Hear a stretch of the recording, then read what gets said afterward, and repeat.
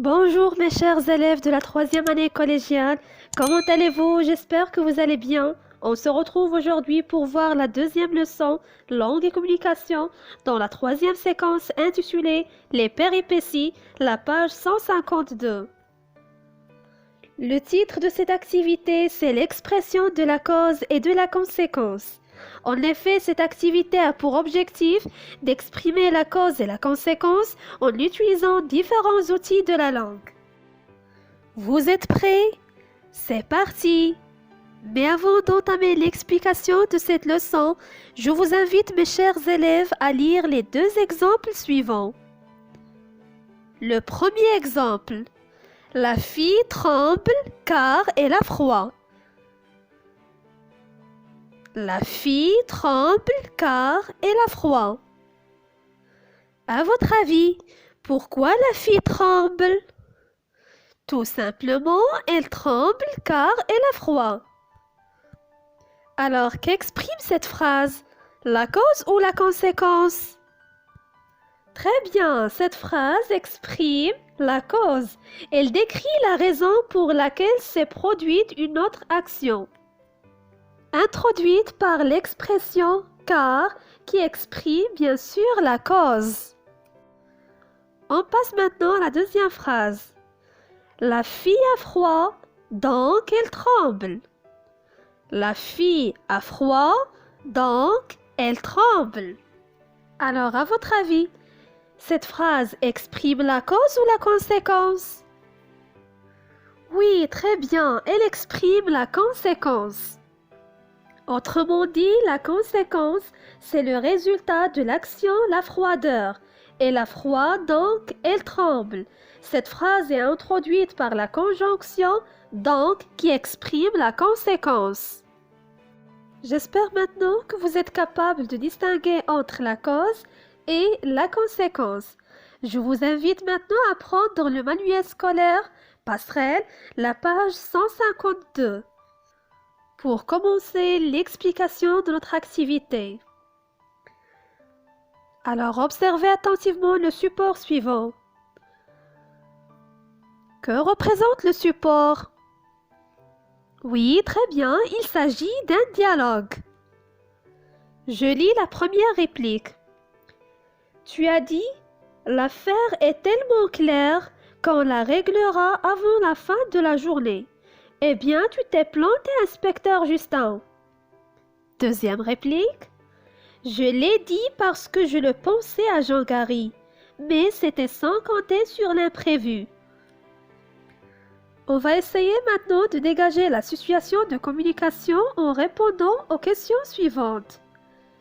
Qui parle? Alors, le premier qui a commencé le dialogue, c'est l'agent Garay. À qui? À l'inspecteur Justin. Où se trouve-t-il? Sur la scène du crime. Plus précisément, la maison d'Alfred. De quoi? Il parle à propos du meurtre d'Alfred et sa femme. La deuxième question. Lis et classe les constituants des phrases soulignées dans les deux répliques. Alors, on a deux répliques. La première, c'est de l'agent Gray. La deuxième, c'est de l'inspecteur Justin. On va essayer de distinguer la proposition principale de la proposition subordonnée ainsi que l'expression utilisée. Je relis d'abord la réplique de l'inspecteur, plutôt de l'agent Gray. Tu as dit, l'affaire est tellement claire qu'on la réglera avant la fin de la journée. Eh bien, tu t'es planté, inspecteur Justin. Bien sûr, c'est une phrase complexe. La proposition principale, c'est l'affaire est claire. L'expression utilisée, c'est tellement que. Et tellement qu'on la réglera, tellement que. La proposition subordonnée, c'est on la réglera avant la fin de la journée. On passe à la deuxième réplique de l'inspecteur Justin.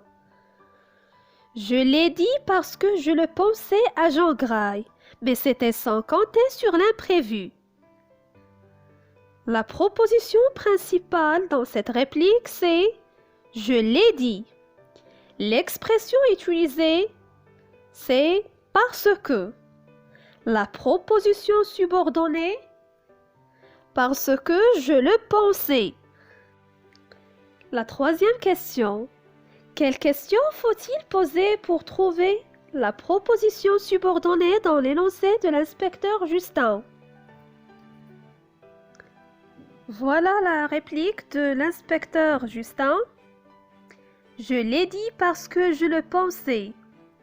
Et donc la question qu'on doit poser pour trouver la proposition subordonnée dans cet énoncé, c'est pourquoi? La quatrième question. L'expression utilisée établit un rapport de cause, de conséquence ou d'opposition. Donc on a déjà identifié l'expression utilisée dans la réplique de l'inspecteur Justin. C'était « parce que ». Et donc cette expression établit un rapport de cause. La question numéro 5. Redis la réplique de Justin en utilisant « car ». On peut dire « je l'ai dit car je le pensais ». La question numéro 6.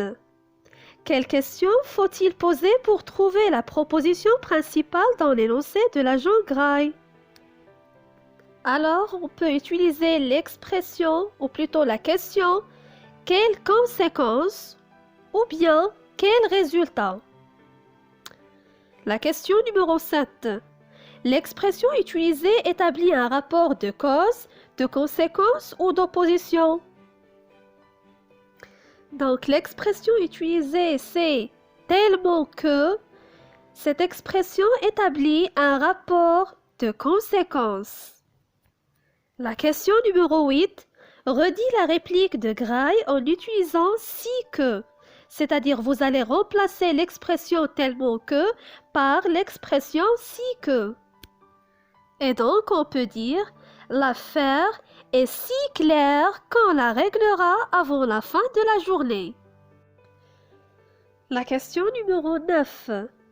Mets une croix dans la case convenable et entoure les moyens et les modes utilisés.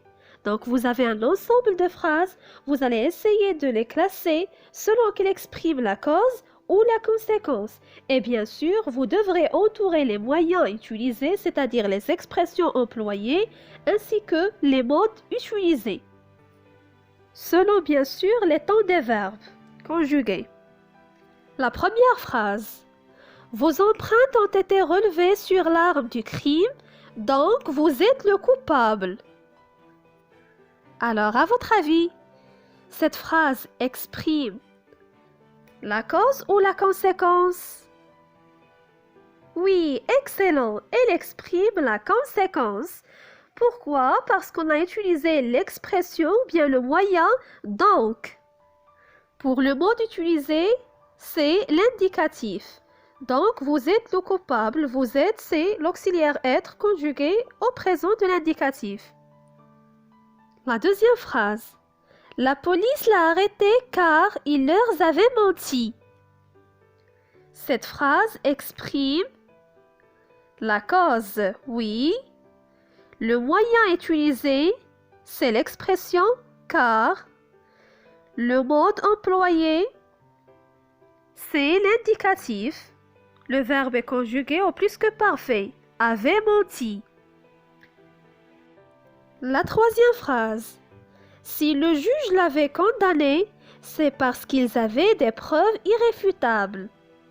Cette phrase exprime la cause. Le moyen utilisé, c'est parce que. Le mode employé, c'est l'indicatif. Le verbe est conjugué à l'imparfait de l'indicatif. Avait des preuves irréfutables. Avoir à l'imparfait de l'indicatif. La quatrième phrase. Le criminel a commis cet assassinat horrible à cause de la jalousie. l'expression utilisée dans cette phrase, c'est à cause de. Et bien sûr, c'est une locution conjonctive qui exprime la cause. Je tiens à vous signaler, mes chers élèves, lorsqu'on utilise la locution conjonctive à cause de, on doit l'employer avec un nom, c'est-à-dire cette expression est toujours suivie d'un nom. La jalousie c'est un nom. Pour le mot d'utiliser, c'est l'indicatif, le verbe est conjugué au passé composé, a commis. La cinquième phrase. Grâce à son flair, le détective a pu démasquer le malfaiteur. Alors, cette phrase exprime la cause. Le moyen utilisé, c'est la locution conjonctive grâce à. En effet, on utilise cette locution avec un nom. Son flair, c'est un nom. Juste une remarque entre parenthèses, à cause de et l'expression grâce à, ce sont des expressions qu'on utilise avec un nom, c'est-à-dire ils sont suivis d'un nom. La différence qui existe entre les deux, c'est qu'on utilise l'expression à cause de avec quelque chose qui est négatif, d'accord? Par contre, grâce à, on l'utilise avec quelque chose qui est positif. Je ferme la parenthèse.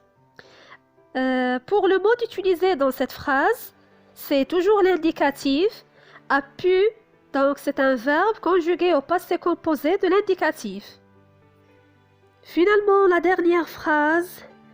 Comme il y avait beaucoup de brouillard, les témoins n'ont pas réussi à décrire le suspect. Alors, cette phrase exprime la cause. Le moyen utilisé, c'est comme. Je sais bien que vous allez me dire que l'expression comme est un outil de comparaison. Oui, c'est vrai. Mais dans cette situation, lorsqu'on utilise l'expression comme au début de la phrase, elle exprime la cause. Et donc, on considère cette expression comme moyen de cause. Pour le mot d'utiliser, c'est l'indicatif. Avait, avoir à l'imparfait de l'indicatif. Je retiens. Complète par les mots suivants. Pourquoi, le subjonctif, un nom, quelles conséquences, l'indicatif. Alors prenez quelques minutes pour compléter cette rubrique et après on passe à la correction. Bon, la cause répond à la question « Pourquoi ?» On peut l'exprimer avec différents outils de la langue. Donc les conjonctions et l'allocution conjonctive, comme, puisque, parce que, c'est parce que, vu que, sous prétexte que, du moment que. Ce sont des expressions qu'on utilise avec le mode indicatif. Non que, non pas que, ce n'est pas que. Ce sont des expressions qu'on utilise avec le mode subjonctif. Remarque. La proposition subordonnée se place avant la proposition principale quand elle est introduite par comme et par c'est parce que. Les expressions grâce à et à cause de sont suivies d'un nom. Très bien. La conséquence. La conséquence répond à la question « Quelle conséquence ?» On peut l'exprimer de différentes manières. Voilà la première catégorie des conjonctions et des locutions conjonctives, tellement que, si que, tant que, au point que, on les utilise avec le mode indicatif. Deuxième catégorie, de telle sorte que, de telle manière que, on les utilise avec le mode, toujours l'indicatif. Et finalement, de manière que, trop pour que, assez pour que, on doit les employer avec le mode subjonctif. Je vous invite maintenant, mes chers élèves, à faire le premier exercice d'application pour voir si vous avez bien compris cette leçon. D'accord? La rubrique « Je m'entraîne », la page 153. Vous allez relier les propositions suivantes de manière à exprimer d'abord la cause, puis la conséquence. Et pour vous aider, on va essayer de faire l'exercice ensemble en même temps. Alors, la première phrase. Le détective a démêlé l'énigme de l'histoire. Il est intelligent. Pour exprimer la cause, on peut utiliser par exemple l'expression « car ». Et donc on peut dire « Le détective a démêlé l'énigme de l'histoire car il est intelligent » ou bien « parce qu'il est intelligent ». D'accord? Pour exprimer la conséquence, on peut employer l'expression « tellement que ». On peut dire « Le détective est tellement intelligent qu'il a démêlé l'énigme de l'histoire. » La phrase numéro 2. Le criminel a été condamné à 12 ans de prison. Il a commis un meurtre odieux. Pour exprimer la cause, on peut dire le criminel a été condamné à 12 ans de prison parce qu'il a commis un meurtre odieux. Et pour exprimer la conséquence, on peut dire le criminel a commis un meurtre odieux, donc il a été condamné à 12 ans de prison. Comme vous voyez, j'ai utilisé l'expression « donc » pour exprimer la conséquence. Faites attention mes chers élèves, il faut toujours chercher ou bien trouver la cause et la conséquence dans les deux propositions. Par exemple, la cause c'est que le criminel a commis un meurtre odieux. D'accord? C'est ça la cause. La conséquence, il a été condamné à 12 ans de prison. La phrase numéro 3. Le coupable ne peut pas être un homme. Sur la scène du crime, on distingue des traces de chaussures de femme. Pour exprimer la cause, on peut dire le coupable ne peut pas être un homme parce qu'on a distingué les traces de chaussures de femme sur la scène du crime. Et pour exprimer la conséquence, on peut dire sur la scène du crime, on distingue des traces de chaussures de femme de telle manière que le coupable ne peut pas être un homme. Alors, j'ai utilisé l'expression « de telle manière que ». La quatrième phrase. Tu sais bien que ce n'est pas lui qui a commis ce crime. Pourquoi l'accuses-tu à tort? Pour exprimer la cause, on peut dire « C'est parce que tu sais que ce n'est pas lui qui a commis ce crime. Pourquoi l'accuses-tu à tort ?» Donc, j'ai utilisé l'expression « c'est parce que ». C'est une expression qui exprime la cause. Pour exprimer la conséquence, on peut dire « Tu sais bien que ce n'est pas lui qui a commis ce crime. Donc, pourquoi l'accuses-tu à tort ?» On passe maintenant à la dernière phrase. Ça s'est passé vite. Personne n'a pu déterminer les causes exactes de l'explosion. Pour exprimer la cause, on peut dire personne n'a pu déterminer les causes exactes de l'explosion vu que ça s'est passé vite. Pour exprimer la conséquence, on peut dire ça s'est passé si vite que personne n'a pu déterminer les causes exactes de l'explosion. J'ai utilisé l'expression si que. On peut dire aussi ça s'est passé tellement vite que personne n'a pu déterminer les causes exactes de l'explosion. Je développe et je réinvestis. Exprime des relations de cause à effet entre les faits suivants. Donc, vous avez deux propositions, la proposition principale et la proposition subordonnée. Vous allez les relier par une flèche. Puis après, vous allez les formuler sous forme de phrases de manière à exprimer des relations de cause à effet. Alors mettez la vidéo en pause pour faire l'exercice. Bon, voilà la correction de l'exercice. Il a résolu cette énigme. Le détective est très intelligent. Deuxième phrase. Le témoin avait l'intention de brouiller les pistes de l'enquête. Probablement, c'est lui le coupable. Troisième phrase. Les enquêteurs ont trouvé ses empreintes sur le lieu du crime, ce qui fait de lui un suspect. La quatrième phrase. Il a commis cet horrible crime. Il a eu 5 ans de prison ferme.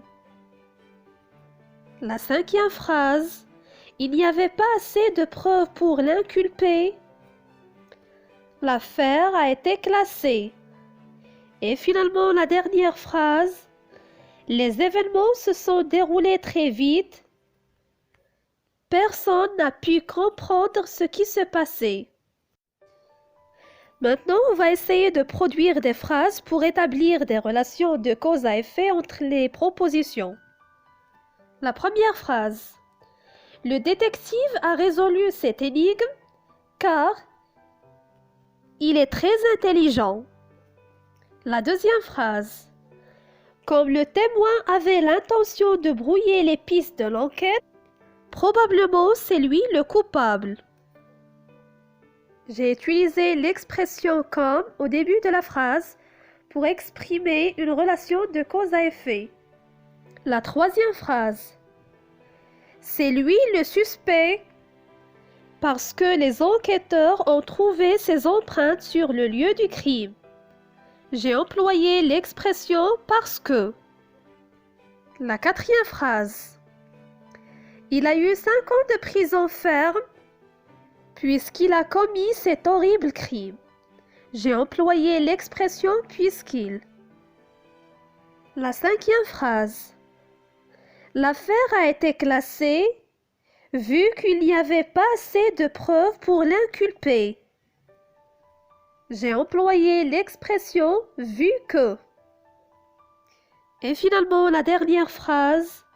Personne n'a pu comprendre ce qui s'est passé sous prétexte que les événements se sont déroulés très vite. J'ai utilisé l'expression ou bien la locution conjonctive sous prétexte que. Du coup, dans toutes les phrases, j'ai employé des conjonctions et des locutions conjonctives pour établir des relations de cause à effet entre les faits suivants. Et voilà, j'espère que vous avez bien compris ce cours. Si vous avez des questions, n'hésitez pas de me contacter. Merci de votre attention. À bientôt.